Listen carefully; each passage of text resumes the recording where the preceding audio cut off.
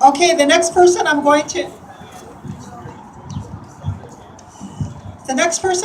introduce is a person that I met down on Elkai about a year ago. I was walking down at Elkai and I seen a bunch of kayaks there and I ran into a woman I knew.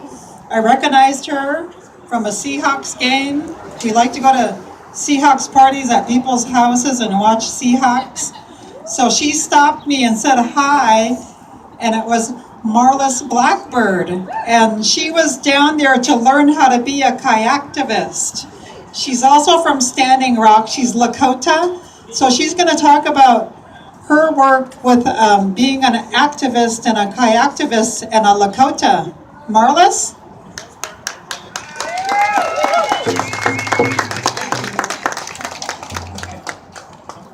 Imachiapi Wachpasa Kamarles, Tiosh Babita, Minikoju, Cheyenne River, Hufpapa, Standing Rock.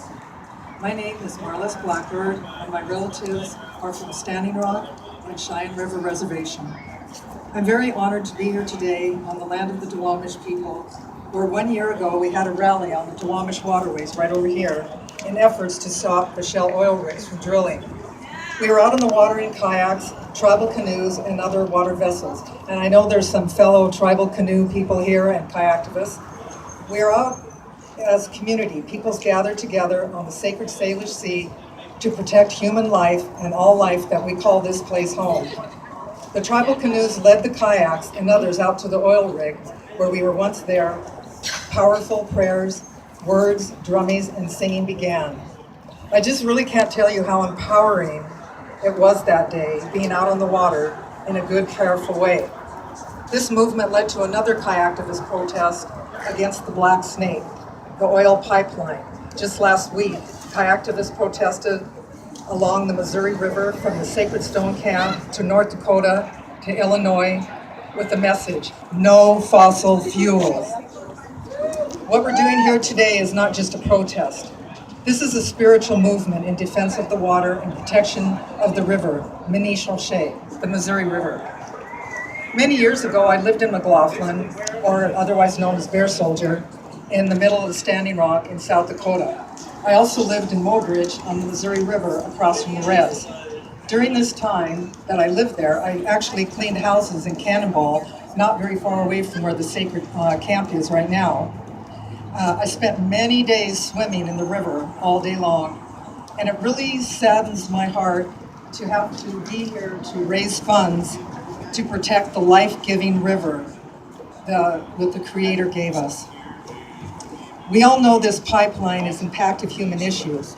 The federal government is purposely breaking the treaty agreements in effort to set precedent which would make our treaties invalid or watered down. Our elected officials are not protecting our lands or resources, therefore betraying us as they have for the last 500 years. They only continue to serve big corporations and big money. We all need clean water, and we are standing up with Standing Rock against the Dakota Access Pipeline, which will jeopardize groundwater for thousands of miles all the way to the Gulf of Mexico. I have a couple of messages from two warrior women that I'd like to share their words. This is from Wania Locke. My family is from Standing Rock. They are the pipeline. They are affecting the Midwest. North Dakota and Dakota Access doesn't care about Midwest. This is very personal. 10 million people drinking water is vital. This is going to affect all of North America. It's going to mess up everyone's ecosystem, whether you're in California, New York, or Miami. To pollute the longest river in North America will destroy where we live. So Dakota Access is coming on Standing Rock, Lakota Dakota territories, treaty territories. It is very personal. This is our livelihood. But we stand up for everyone, everybody. We stand for the ones in the company. We stand for pipeline workers. We stand for everyone's children and the unborn. We have the backing of our ancestors. That's from Wania Locke. This is from Joy Braun, Minikoju from Cheyenne River. People don't understand what prayer really is. They have misconstrued idea built upon the present premise of Western culture, not who we are as Indigenous. They have colonized our prayer. Prayer is the first and foremost action. You speak from the heart, then you act with conviction. That prayer is answered. There is service to humanity.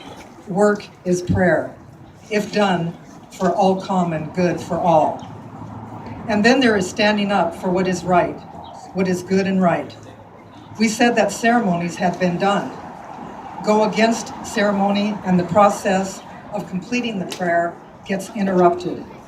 So we follow these directions, but it hardly means whether we're sitting around singing Kumbaya.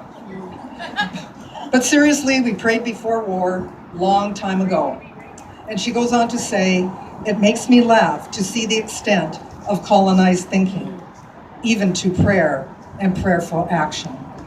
Thank you, Wania, and joy.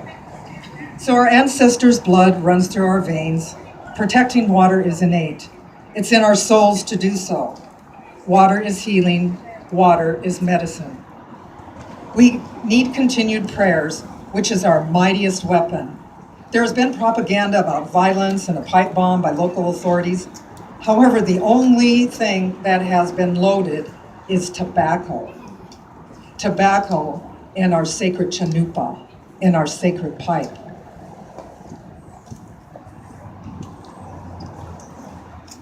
Spirituality, collective prayer, strength, harmony, unity, solidarity. Occupy the truth. None shall pass. Defenders of the land, protectors of the water. Mani Wichoni. Water is life. Wopila. Mitakliasa.